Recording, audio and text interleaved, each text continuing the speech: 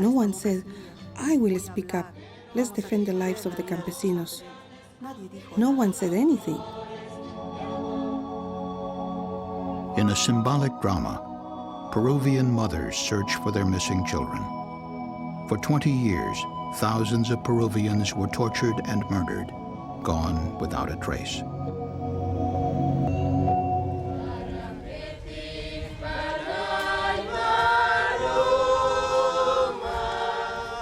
For 24 years, people are not allowed to talk about their suffering, to talk freely and publicly.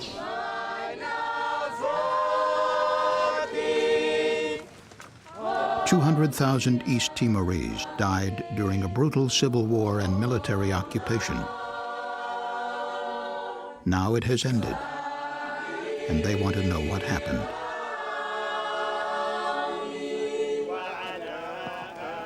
In Morocco, previously unmarked graves of victims killed during decades known as the Years of Lead, the rule of the gun. Their families knew nothing of their fate or burial places until investigations began in 2004.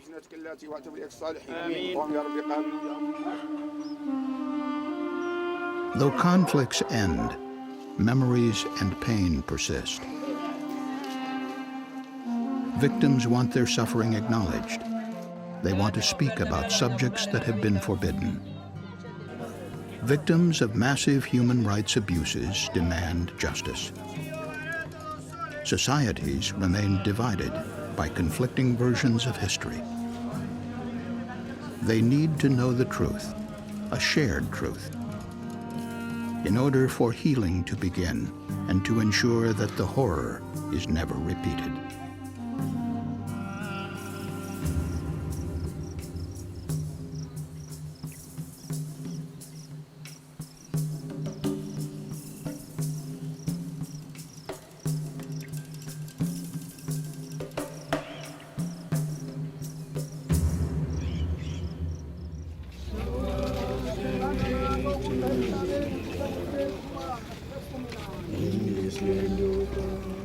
The violence of South Africa's apartheid era has ended, but the legacy of racial conflict will be remembered for generations.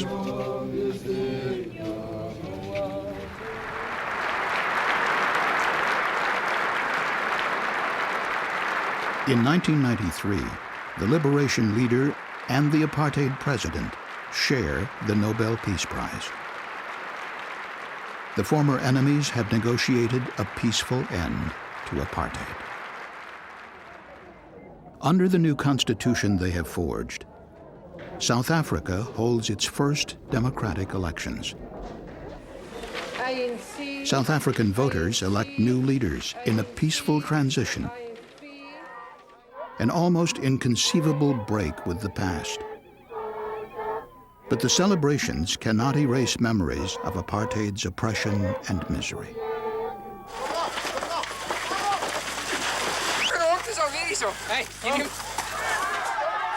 Police brutality and repression have ended. But South Africa remains one of the most unequal societies in the world.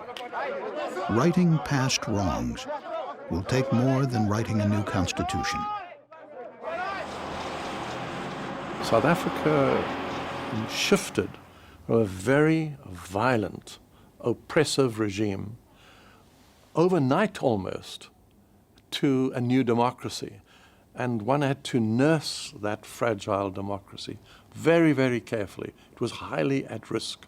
It was not like South Africa was won through the barrel of a gun. People walked, freedom fighters walked and took over the government, and therefore Nuremberg-type trials emanated. No, it was not like that. There was compromise, there was negotiation, and part of the package was the truth and reconciliation process. I'm not saying that it was a perfect avenue, but it was an attempt to say, look now, let us be one united nation and reconcile. This is what we're going to do. At Bishop's Court in Cape Town, 16 of the country's 17 newly appointed Truth Commissioners began their work under the chairmanship of Archbishop Desmond Tutu. A Truth and Reconciliation Commission mandated by the new Constitution, meets for the first time in December 1995. The commissioners are human rights advocates, clergy, judges, lawyers, psychologists. The TRC, as it's known, took shape during 2 years of debate, informed by earlier truth commissions in Latin America. There's been an incredible amount of South-South exchange. Chile learned from the examples of what they did or didn't do in Paraguay, in Uruguay and Argentina before the time of the Chilean transition. The South Africans learned from Chile and Argentina. Then the Peruvians learned from the South Africa. So there are different models. General principles can be taught or learned from, but not specific solutions. Victims and witnesses come forward to tell their stories as the TRC opens offices in major cities and travels into local neighborhoods. The testimony of 21,000 victims will go into the official record. The most representative cases will be heard in public hearings. Just to confirm that the hearings will be taking place. The TRC is given 18 months to establish a comprehensive picture of gross human rights violations during apartheid, to give victims an opportunity to be heard, to propose reparations, and recommend measures to prevent future violations.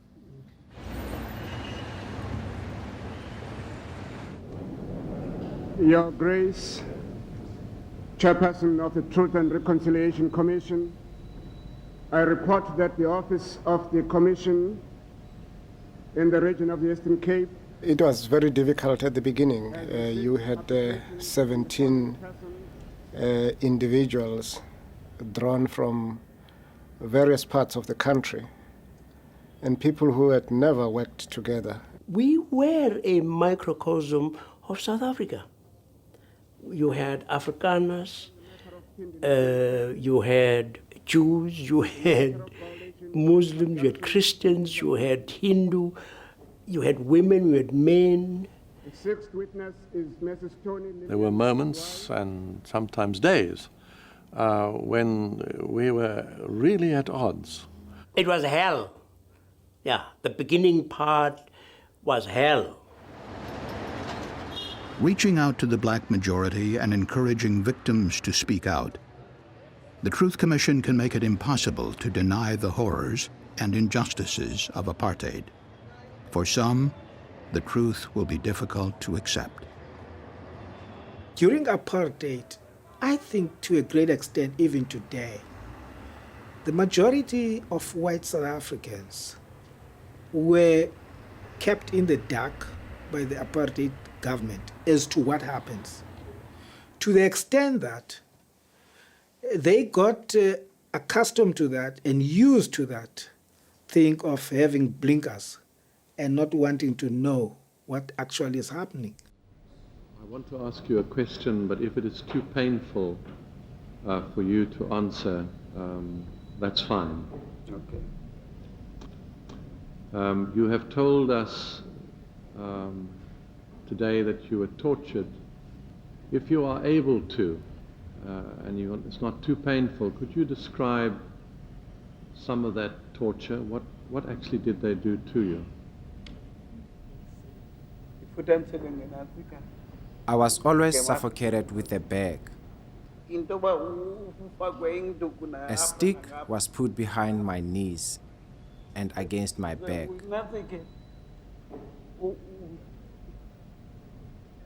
During that period, I was suffocated so that I couldn't move at all.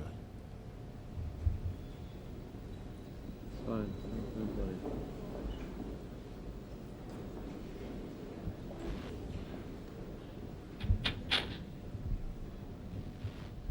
Mr. Malkas, thank you very much indeed for coming. Thank you very much. That adjourns the proceedings for today. We will start tomorrow at 9 o'clock. Thank you very much indeed. For someone like the Archbishop, he actually every single day of his life in the commission, he pondered over how this process was going to lead to reconciliation.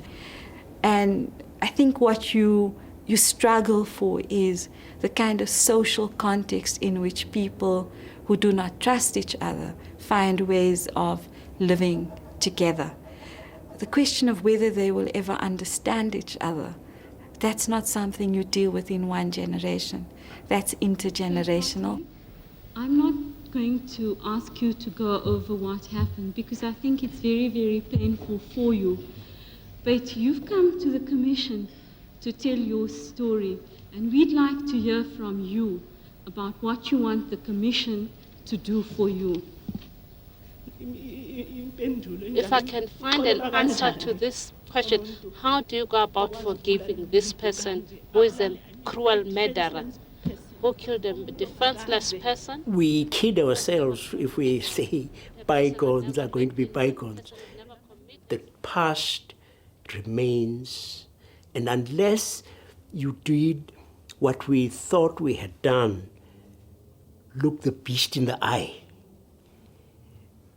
That beast is as sure as anything going to come back to haunt you. Mrs. Godolosi, you are here to testify and to give evidence about the disappearance of your husband, Kakauli Godolosi. South Africa's public hearings are broadcast internationally, with such an impact that most subsequent truth commissions adopted the practice. Did you ever manage to find out where your husband is or what happened to your husband? No, we could not get any information besides the information that we got from the people who were also in the cells.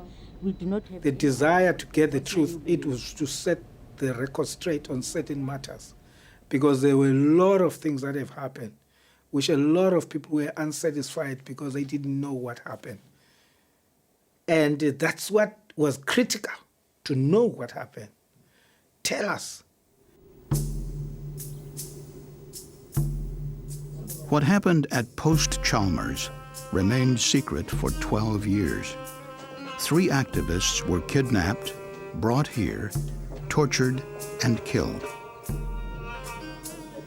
Relatives of the victims learned the truth from one of the perpetrators, who agrees to tell the story in return for amnesty. Gideon Nieuwoud is a former detective sergeant. Captain Van Zyl shot Mr. Gase with a .22 caliber gun. He handed the gun to me, after which I in turn shot Mr. Godolosi. And Mr. Lutz shot Mr. Galela.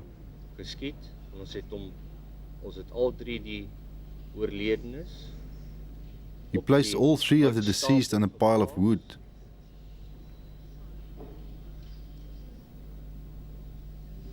I lit the fire.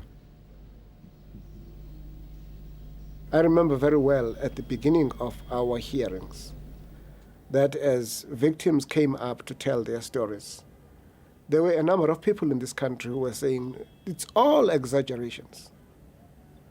It's nowhere near the truth. Not until we started listening to the perpetrators who were applying for amnesty.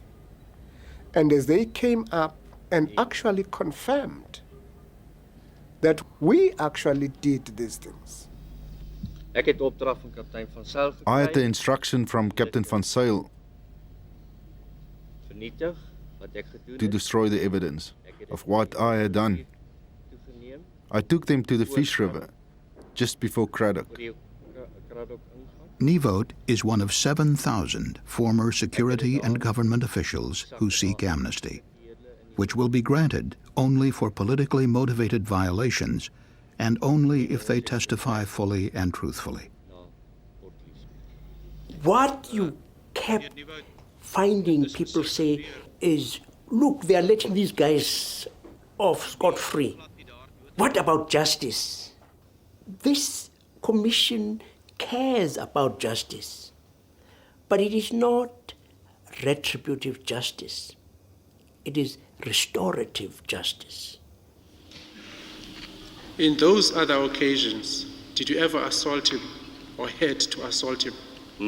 No. Why was it the case this time? Perpetrators apply for amnesty because the threat of prosecution is credible. The Truth Commission is not a substitute for the courts, and trials for apartheid-era abuses are underway, even while the Commission is at work. If amnesty is denied, prosecution may follow. Mr. Jack will say that he was assaulted on other occasions, and that involved you. No, I deny that. Whether he lied to us or not, it was not about him. The DRC process was meant for national reconciliation and unity. It was not about him. South Africa needs or needed to reconcile and unite despite Nivo, despite what he said. But lying, you should add salt to the wound. Because why do you come forward and ask for amnesty and then still lie? After the assault, Ms. Nivot, you took him. The Amnesty Committee found that Gideon Nivot had not testified truthfully and fully. This application for amnesty was denied.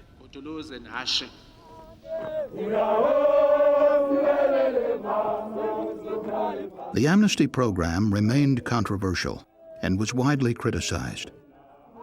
Only 12% of applicants were granted amnesty, and no other Truth Commission before or since has offered an amnesty program.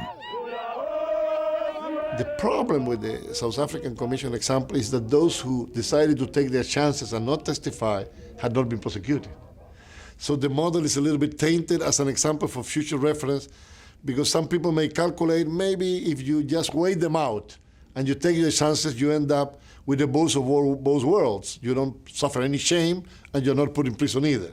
That was, I think, a failure of the Commission. But having said that, the Truth Commission was seminal in South Africa in establishing as a cornerstone of the country's new life the idea of truth, ethical concerns, and consideration for the rights and dignity of the people that have been traditionally dismissed, excluded, persecuted. The TRC understands that documenting individual violations is only a first step. They look for patterns of abuse and at less dramatic but more pervasive violations suffered by the entire population. Administrative acts, legislation passed by Cabinet, actions of the State Security Council, these, in a sense, were the real business of apartheid that devastated not just a select group of survivors, but every black South African. And in some ways, I think that the risk existed that the Truth Commission, because it focused on this narrow band of violations, in a way almost failed to recognize the everyday evil, the way in which race, class, and gender were self-explanatory tools in understanding patterns of violence and violation under apartheid. We were aware of what these violations were. What we're attempting to say here is that we didn't do enough. A series of hearings examines the actions and failures to act of the legal and medical professions, the business sector, the media, the whole social system that made apartheid possible. You were the prosecuting authority. Did it not strike you as odd that over this period of time, so many people were dying in detention, in mysterious circumstances, where the police were consistently saying it had nothing to do with us? Our hands were chopped off. If a witness prefers to lie, and that lie is not broken, then those are the facts. Everybody who was involved in the legal profession, the judiciary, magistrates, attorneys, advocates, and academics, were all complicit. The only thing we need to do is to just treat the patient. Even if we see people being tortured, we must just keep quiet. This was the instruction for the hospital management. The World Medical Association quotes that the supreme guide of the doctor is his conscience. How many of us have been true to our conscience?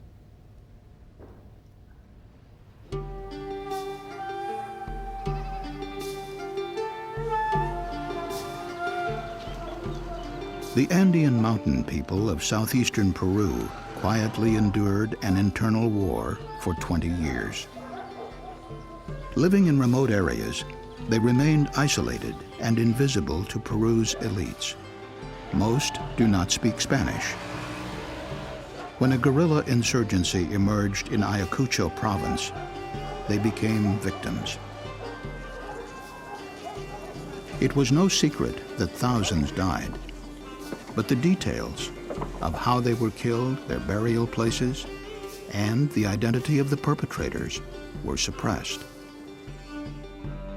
Posing as champions of Peru's peasants, the guerrillas claimed to be emulating Mao Zedong's Cultural Revolution. They called themselves the Shining Path. In 1980, rebels launched a wave of gruesome executions. Rural mayors, teachers, judges, anyone associated with government was targeted. The government responded, attacking those suspected of working with the rebels. Innocent people were caught in the middle as the conflict spread to towns and cities. By 2000, President Fujimori had all but defeated the Shining Path. But the authoritarian methods he had used against the rebels were no longer acceptable. Then a series of political scandals forced him to resign and flee the country. In 2001, a new government looks into corruption and human rights abuses by previous regimes.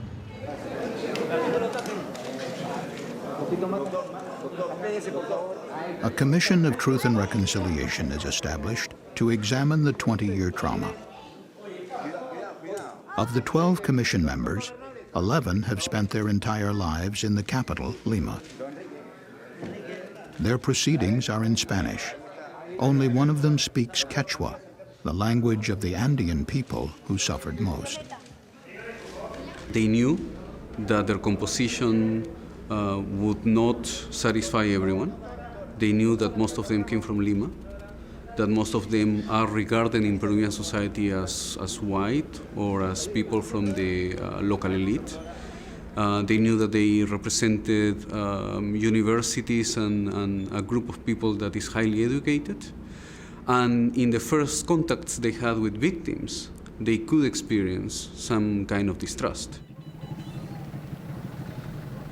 Their field staff includes volunteers known as truth promoters.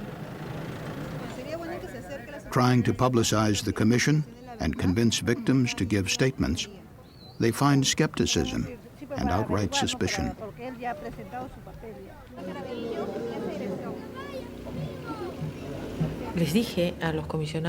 I told the commissioners that the way to start work was by doing a tour all around the country and in the most affected areas. To introduce ourselves to them and tell them what our work would be. But we had to go where they were. For 2 years, the commissioners and their staff make countless trips to the Ayacucho region, stronghold of the Shining Path, a place where thousands had died, while hardly anyone in Lima noticed.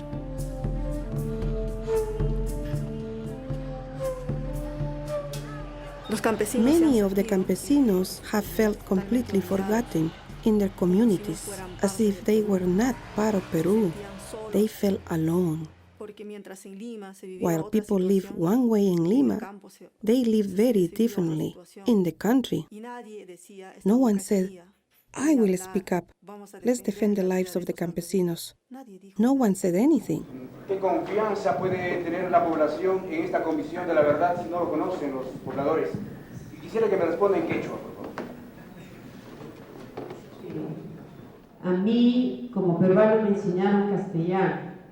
No hablo quechua y por eso no dejo de ser peruano. Y al no hablar quechua, no me hace tampoco, de ninguna manera, una persona que no tiene total respeto sobre otras culturas. Y creo que así como usted ha sido tan amable de hablarme en mi idioma, igual a las personas que hablan quechua tendrán que hablar en su idioma.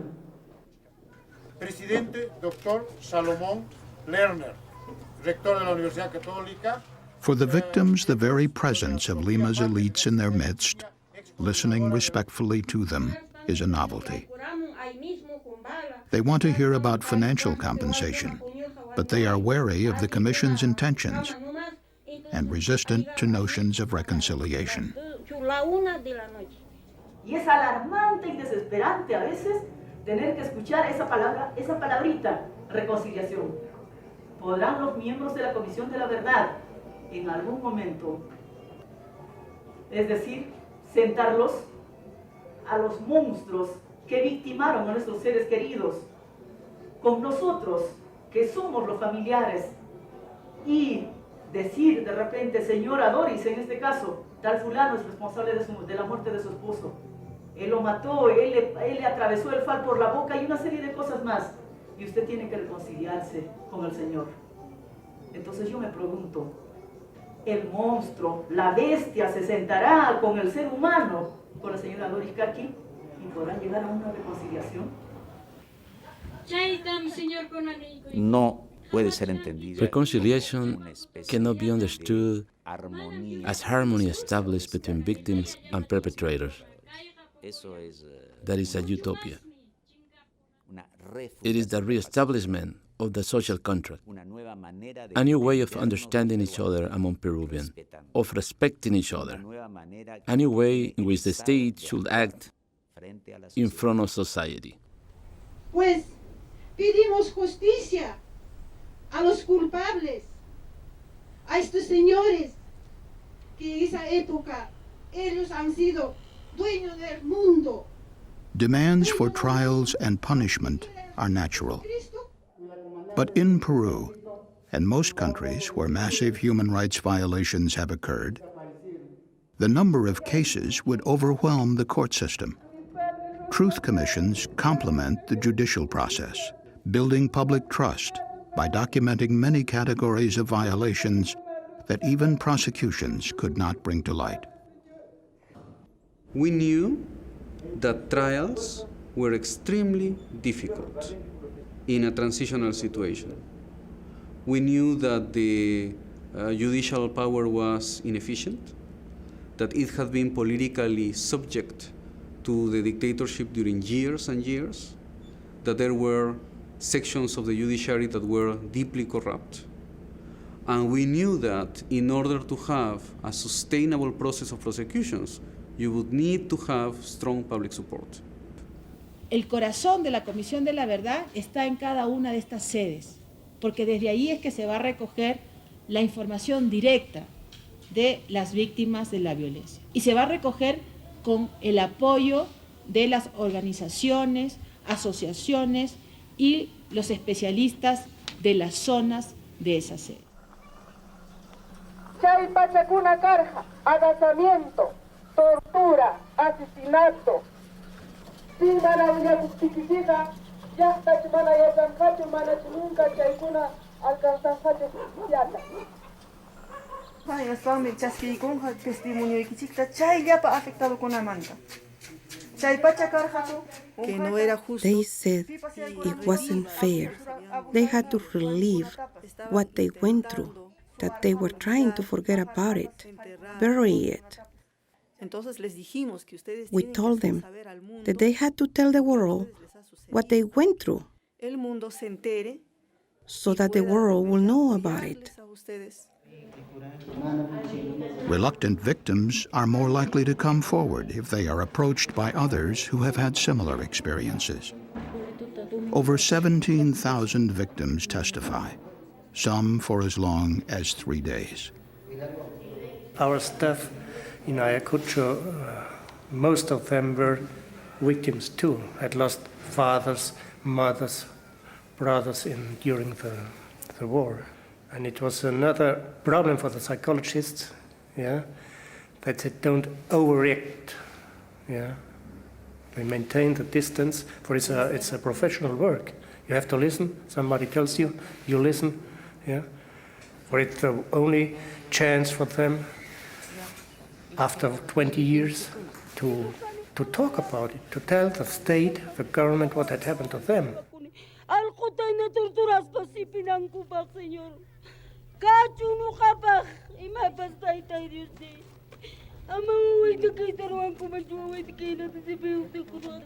Pero ¿cómo se encontró a su hija acá muerta? ¿Cómo así se enteró que estaba? Ya hemos encontrado en medio enterradito nomás. Pero ¿cómo así se enteró que estaba? We were studying violence, a very specific phenomenon.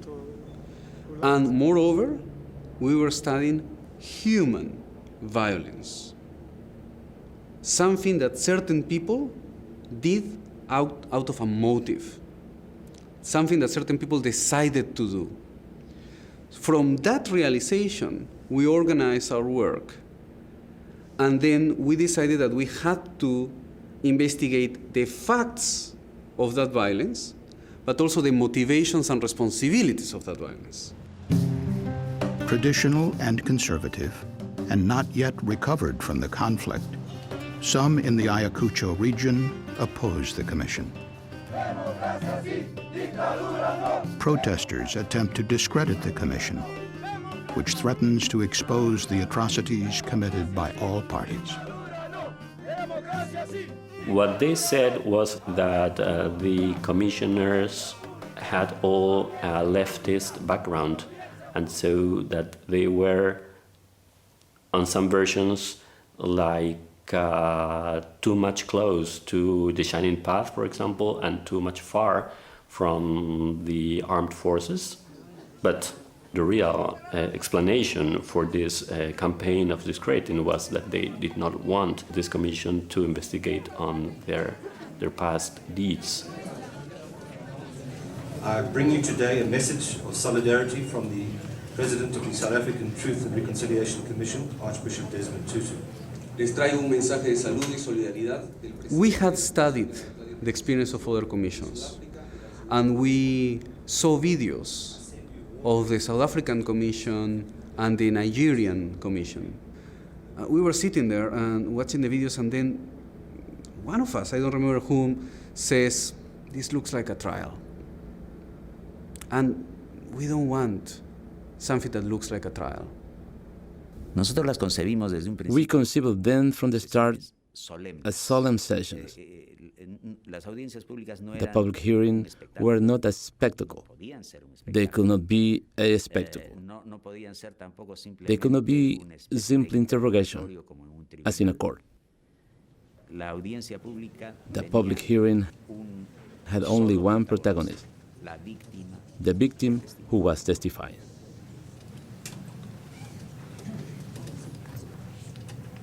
Gracias. Since we were not like a judiciary body, then we decided that we were not going to be like a judge, you know, like we up here and you down there talking like with your head up, looking up towards us, but that there would be in a very horizontal setting. They share the same table. That is, of course, symbolically very important. You eat in a table, you share your life in a table, your stories in a table. You are in the same level in a table. And at the same time, because of the form of the table, you're facing the public, you're facing your nation, and you're telling your story.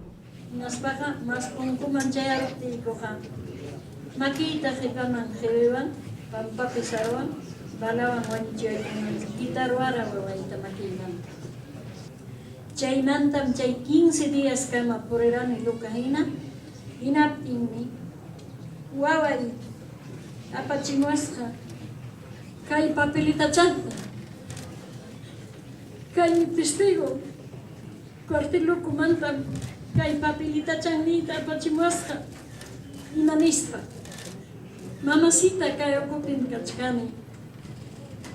Abogado tayo maskay, vulaki tayo maskay, kinusuro chay mi kay último recuerdo mi kay papelita. ¿Cómo habrá muerto mi mamá? Ella no se merecía eso. ¿Por qué? ¿Qué éramos nosotros para merecernos esto? No, señores, ojalá que se haga justicia. Les ruego a todos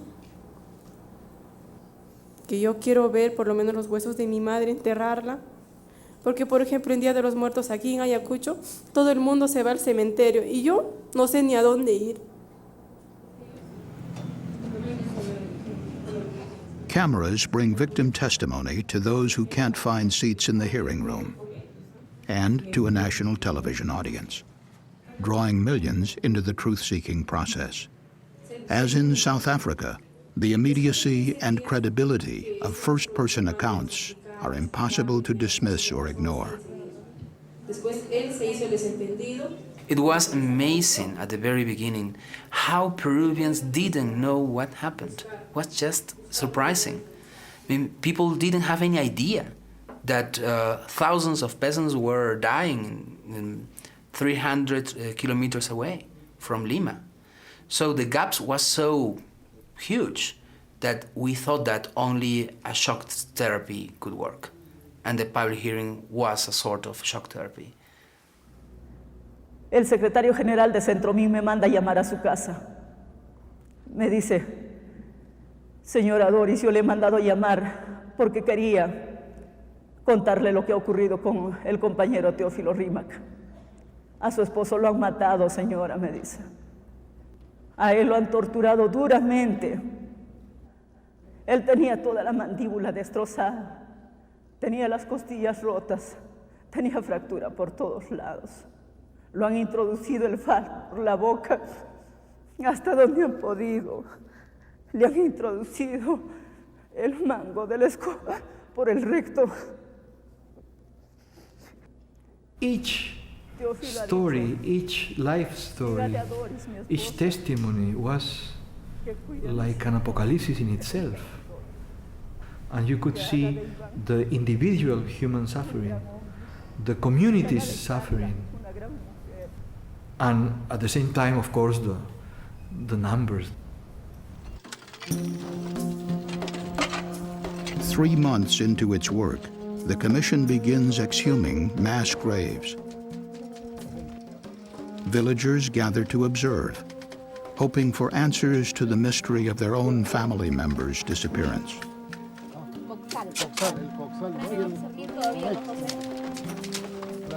Exhumations were more covered by media than hearings. And we had then an ethical discussion. Whether we explode this and we did more exhumations in terms for the Commission work be known, or we have to be very prudent in that. We chose to be very prudent. Forensic examinations of human remains, establishing the violent causes of death, erase all doubts about what took place. Bureaucratic and political conflicts stop the exhumations after only 3 sites have been explored.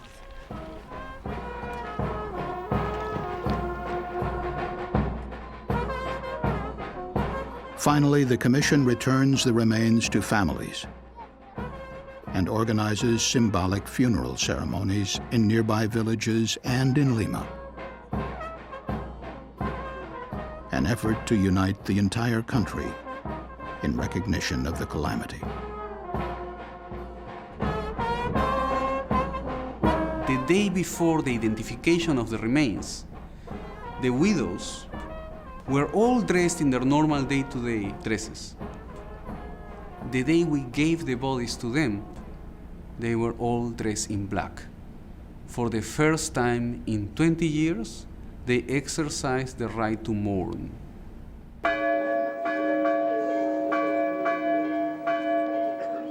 The magnitude of the tragedy. I couldn't imagine that 70,000 Peruvians could die and the system just don't notice. That was the most striking thing. The day our database team told the figure, I said, it can't be. You are wrong. It's impossible. And when I was convinced, I felt devastated. This is my country? I don't know my country. Nobody had cleared the level of cruelty, the level of horror, of this violence. We knew things happened, but we didn't know the level of atrocity. So we had our moments, all of us, we had our moments, Y sí también tengo un dolor por haber pertenecido y seguir perteneciendo a un estrato de la sociedad que vivió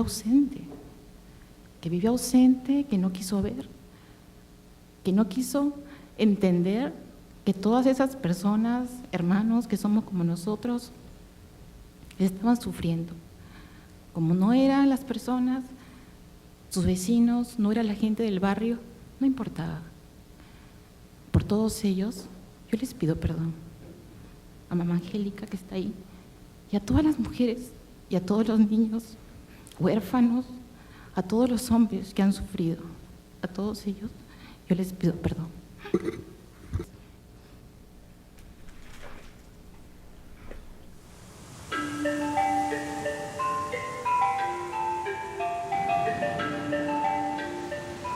East Timor is a small country, probably the poorest in the world, sharing an island a few hundred miles north of Australia with Indonesia.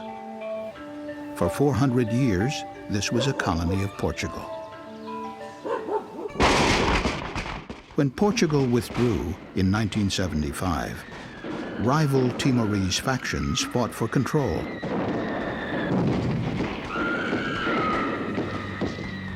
Neighboring Indonesia invaded on the pretext of restoring order. But the Indonesians quickly took control, beginning an occupation that lasted 24 years.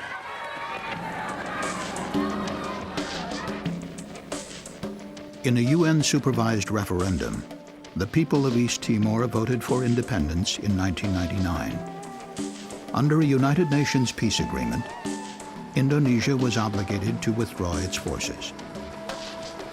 As they left, they exacted a final punishment in a wave of killing and burning.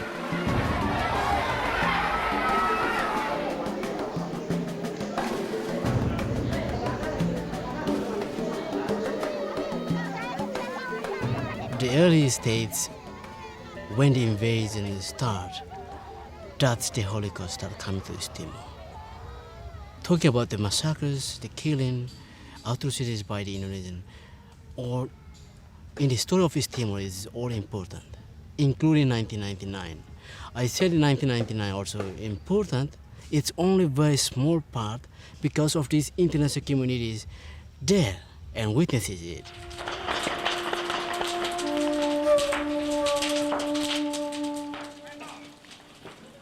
No one invaded South Africa, or no one invaded Guatemala or El Salvador. More complicated when you have a third party involved. And that is the case of East Timor, in that we were occupied for 24 years. Everyone knows that a very large part of the violence, 80% or more, was perpetrated by the occupying power, who in the meantime left. Indonesia, of course, always tried to present it here as civil war, Timorese against Timorese, and it had that effect for sure. But, you know, in essence, it was essentially a foreign power entering, violating, occupying, colonising, and then the Commission having to sort of deal with the impact of that on Timorese relationships.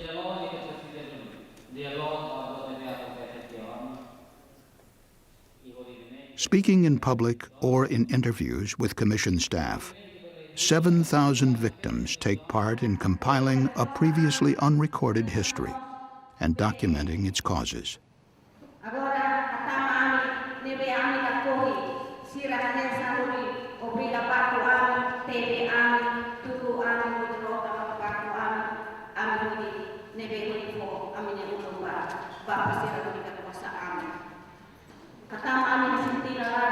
To forget the past is to ignore the suffering of the people. We cannot take it away from the heart of the people by saying that forget the past. You forget if you can, but you cannot force other people to forget. No. We have to provide opportunity for everyone to heal itself. We can try to heal, but not to forget.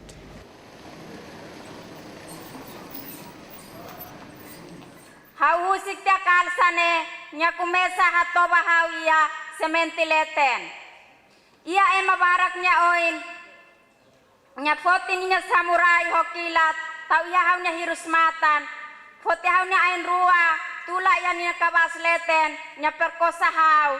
Ia mabarak nya oin hanesa animal ain hat. Nya perkosa hau semana idanya laran. Perkosa hau to hau hetan labari hau na wan makne hau suba imi hakarak apresenta hau na wan bele lormai liu sine bamai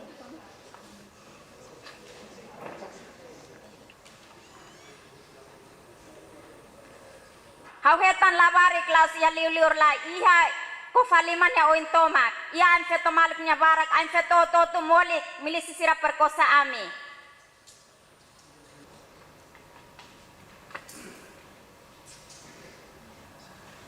Hau hakarak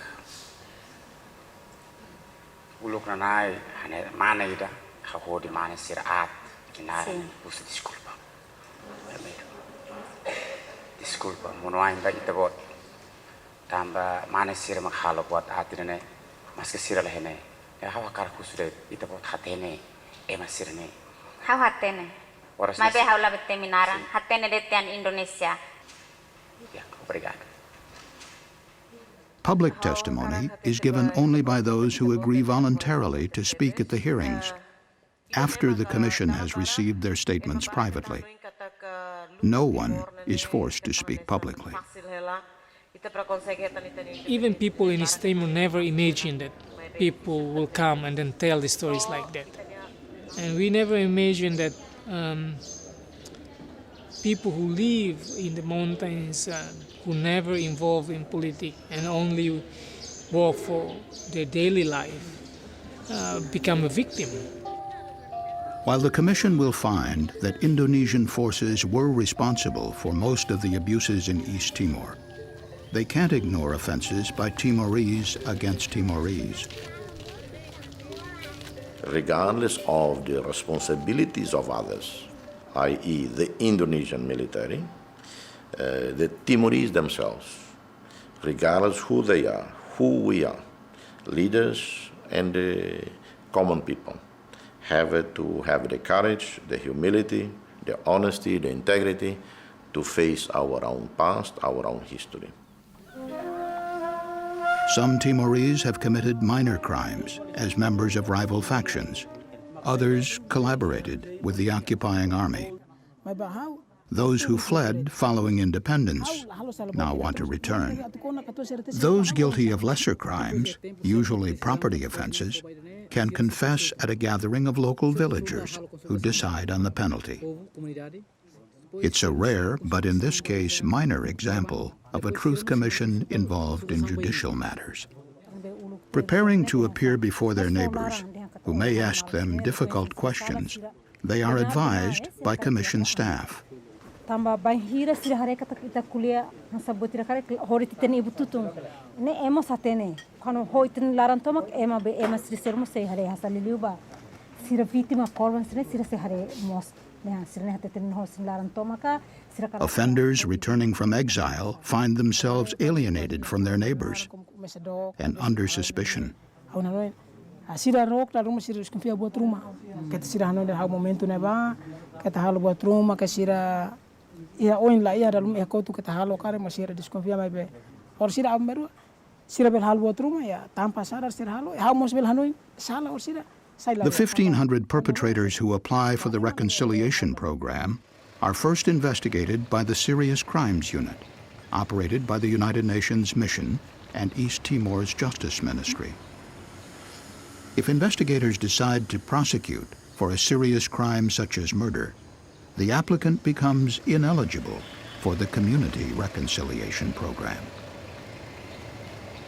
The idea was to refer any statement made by a perpetrator to the Office of the General Prosecutor for them to vet and any perpetrator who came forward voluntarily knew that their evidence would be examined by the legal system, and they would only proceed if the legal system gave the green light.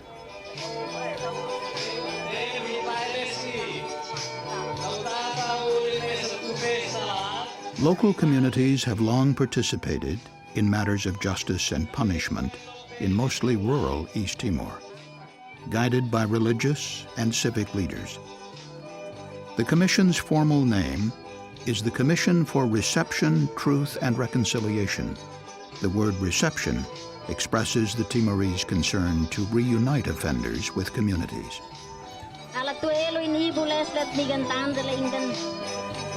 One thing that makes this commission different with another commission, that in the reconciliation process we use what is already exists for 100 years, the culture of East Timor and the combination with the legal system.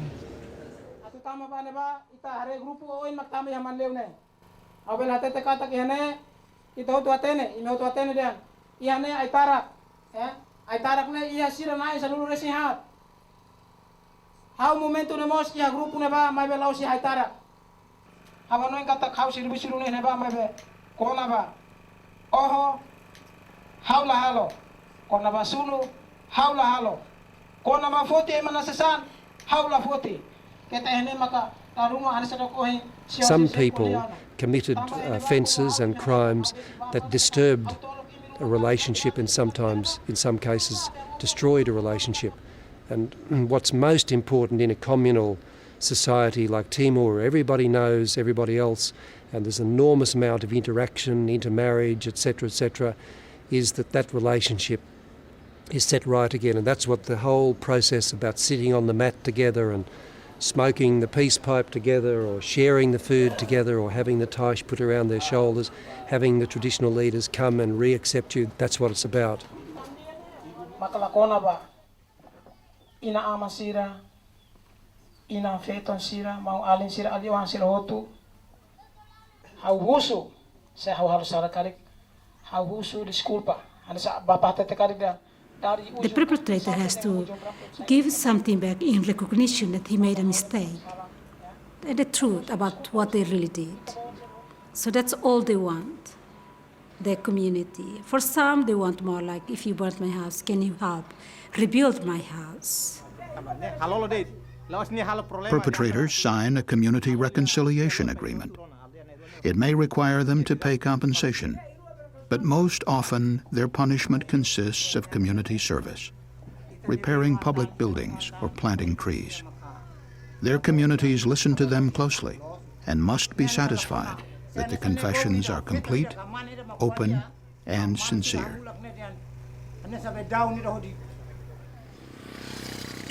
At Commission headquarters in late 2003, hearings explore violations committed by the factions Fretilin and UDT. Public pressure has compelled the faction leaders to acknowledge the faction's abuses for the first time.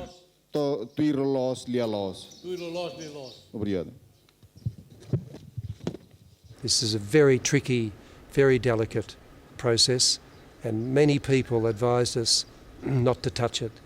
In fact, they said very bluntly, is the Commission out of its mind? What are you guys trying to do? I mean, what Indonesia did here is very sensitive and very, still very close to the surface. But even though it preceded Indonesia's excesses here, what happened in 75 is much more difficult.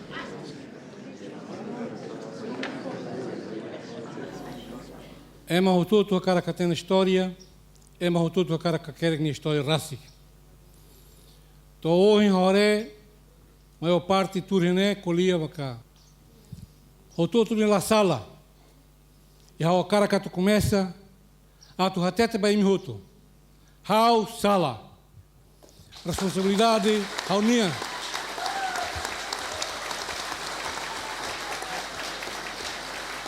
A tu buca ali foi los, a tu buca de nema sala, dali que buca baraktan. Se hototo la coi, hototo na sala, how makne. Todan how lori tomak.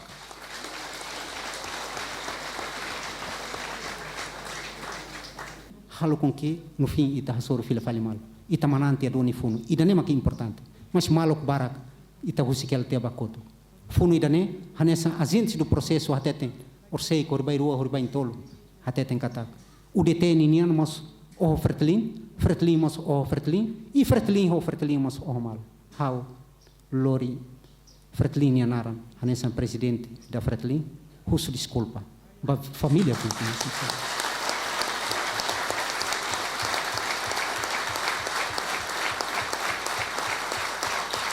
Here are people who actually fought each other 30 years ago who are saying this will never happen again, that violence is bad, never again. Was a big leap forward. Very important for people to hear direct from their mouths, not second-hand, not just reading it in the paper, but to actually see them and hear them saying it, and saying it very strongly and very passionately and emotionally. I think it had a very big impact.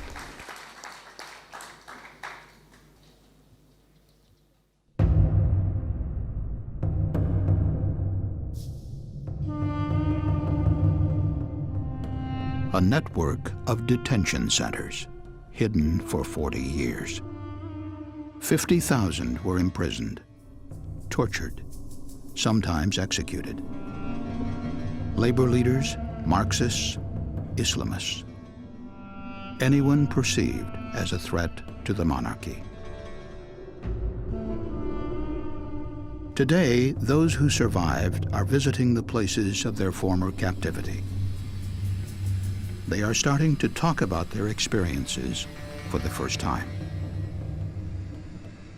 التعذيب والانواع كثيره يعني ماهوش غادي نقول انا بحقيقه يعقدني نقول شو التعذيب يتغي فيها مال شبر سينيور قال قسنا الخنفره عايد غد اسكاس ربي او ندخل في عمر او In 1990, irrefutable evidence of the abuses became public. The king established a council on human rights to gather documentation aimed at prison and legal reform. Survivors, families of the missing, and human rights advocates complained that the Human Rights Council was ignoring thousands of cases. Headquartered in the capital, Rabat, the council's mandate broadened over the next decade. Victims brought claims for compensation and demands for information on disappeared loved ones. As the council's work expanded, the criticism continued. But with this first incomplete effort to face the legacy of abuse, a culture of human rights activism was gaining momentum throughout the society.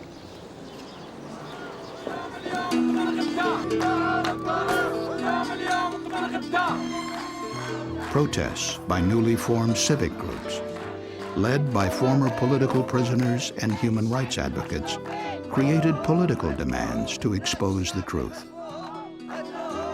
There's nothing like the action of civil society organizations, neighborhood organizations, union organizations, student organizations, NGO, churches, and newspapers, opinion makers of all sorts, to keep an issue alive. Particularly with the globalization and instantaneous communications now is very important. And at the same time, this is allowing the opinion of international public opinion to let their voice be heard. But the prime engine and motor is the public opinion.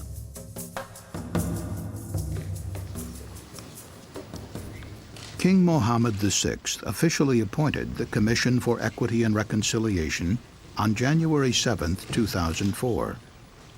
The king himself set the tone, declaring it a mechanism to uncover the truth, though the word truth is not in its title. Écoutez, elle vient de commencer. Je crois qu'il y a eu autour de 25 expériences de commission de vérité et justice de par le monde. Chaque expérience est particulière, elle doit tenir compte des conditions locales, des conditions nationales, du rapport de force qu'il y a au niveau de la société et des institutions. Je crois qu'en tout état de cause, c'est la première expérience dans la région arabe et selon ses résultats, selon son déroulement, Je pense que ça transformera la réalité des droits de l'homme dans la région arabe. A royal decree establishes the mandate of the new commission, which holds a press conference. Driss Ben-Zekri, its president, was a political prisoner for 17 years. He explains their mission: to investigate all disappearances and arbitrary detentions. Reporters are aware of the irony. On the wall behind Ben-Zekri hangs the portrait of the king, whose father's crimes they will investigate. This royal decree was motivated by a clear political will. And I think it is the gateway to any attempt at reconciliation, fairness, and mending, and to guarantee not repeating these violations in the future. But also, it is the result of political and human rights dynamics witnessed by Morocco. And it didn't come about through any external pressures. Working from a central office in the capital, the commission will take 18 months to complete its work.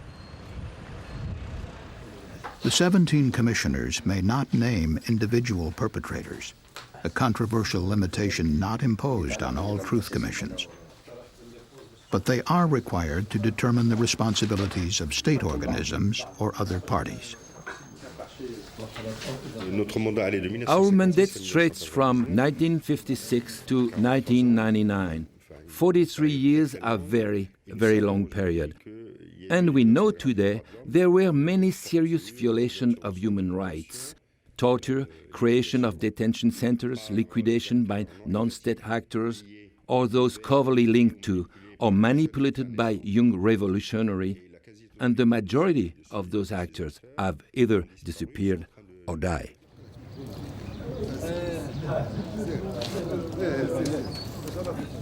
What has not disappeared are the detention centers and prisons operated by the state.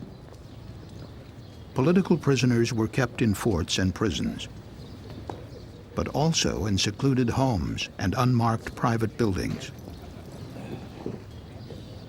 Most of these facilities were never listed in government registries. With limited access to state archives, documents, and officials, observations from site visits are a means to corroborate testimony provided by victims, or to gather information when officials refuse to speak.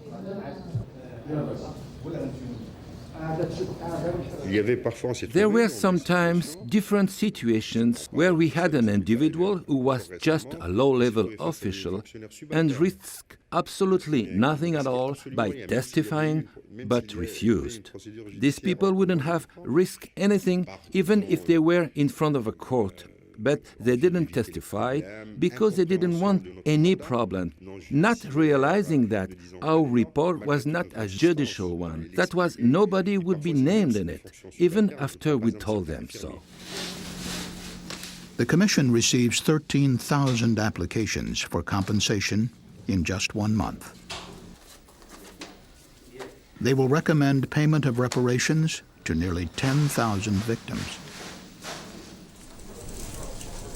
In addition to its 200 employees, the Commission hires 100 temporary workers and graduate students. They compile a database from individual case files, a resource for later analysis that also helps identify urgent needs, such as medical treatment. First-person victim testimony becomes a primary source for investigators, who must work quickly before memories fade. Their work is hampered by unreliable documentation and uncooperative officials, but also by fragile or contradictory recollections. Working groups travel throughout the country to take statements from victims and families. But the Truth Commission finally achieves wide visibility when public hearings begin in December 2004. At sunrise, they arrive at the hearing locations, in regions where repression is known to have been most severe.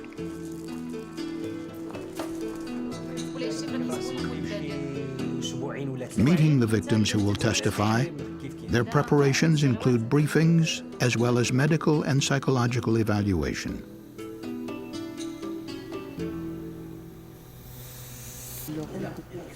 Choosing witnesses to speak at the 7 public hearings, they seek gender balance, regional representation, and clarity. The Commission's and the nation's official record now includes statements from over 22,000 victims and family members. بقينا تما في السجن المركزي حتى ل 84 في 23 غشت تم يطلق واحد المجموعه ديال الاخوان. المشكل اللي خطير هو من بعد من الخروج ديالنا راه المصايب كثيره. كيفاش غادي تعيش عائله، كيفاش غادي المنصب اللي كنا فيه مشى، وهذه راه زعما حصله. راه كنا البدايه يعني خرجنا من السجن راه كنا نستعمل نمشيو ندوروا على الكوميسيون. وكان الأهم في الأمر هو أن The most important thing was for us to listen and listen well and to react and be compassionate and to have a sense of appreciation and understanding and admission towards those victims. We were to them the ears of the country, more than we were interviewers or conversationalists with these victims. أول ما دخلوا علينا في 12 تاع الليل الدار نتاعنا ولات ليل صباح نهار بقوة الأضواء اللي كانت متسلطة على الدار، ودارنا صباح كمعسكر نتاع الجيش والشرطة كنتو تيضربوا فينا في الدار، وقبل داك اليد نتاع المسدس تاعي يقلبها ويضربني بها على راسي، تيدير لي داك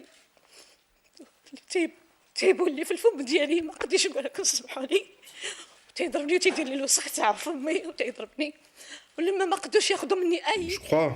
I think that the Moroccans can agree when I say what I think had the most effect on the people was the testimony of the woman, more than of the men, and also the testimonies of people that were in certain remote areas. Morocco is a centralized country. Almost everything happens in Casablanca, on Rabat. So that's why in Usema, Figig, Rashidia, and Kenifra, hearings had a bigger impact on people. والحمد لله لهاد الساعة ولهاد الضوء اللي راه نحلت باش نقدروا نحكيو على معاناتنا اللي عانيها خوتنا اللي ما عارفينش اشنو صار فينا، ونتمنوا هذيك الفترة ما تعاودش تولي مرة ثانية. كن على يقين أن هذه من مهام يعني الهيئة الإنصاف والمصالحة، وسيكون لها شرف كبير.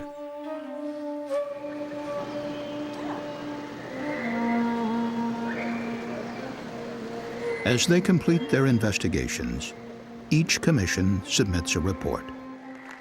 Their findings of fact, an attempt to explain why and how it happened, and recommendations to prevent similar abuses in the future.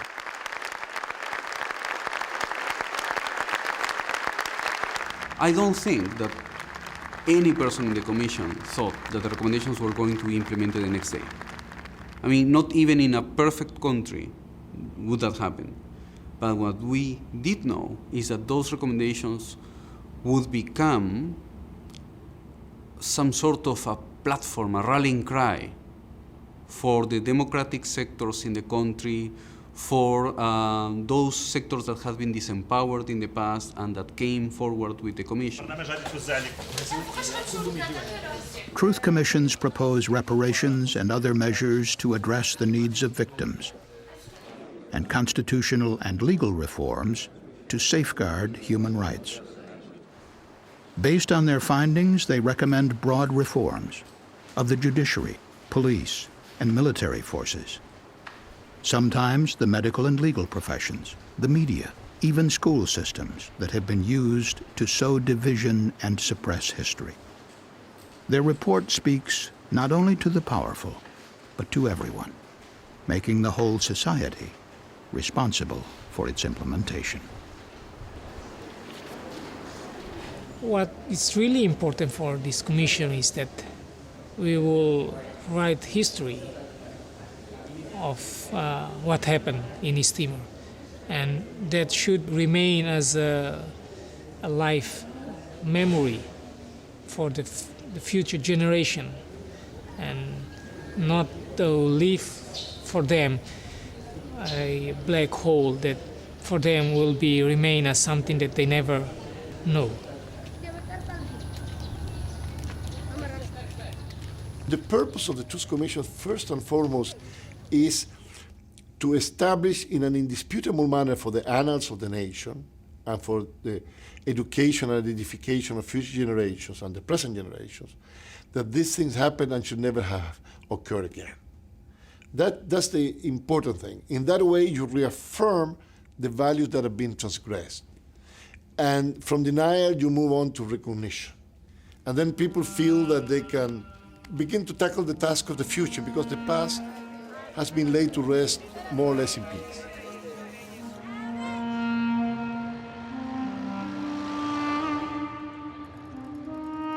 For commissions and for societies, it's an incredibly important question. How do you develop a society which allows more people to take moral stands against what is happening? It's like this mirror that you hold up and you look into it and you say, where was I? What did I do? Is what I did enough? And in a strange way, the whole country, whether you liked it or not, you were part of that process.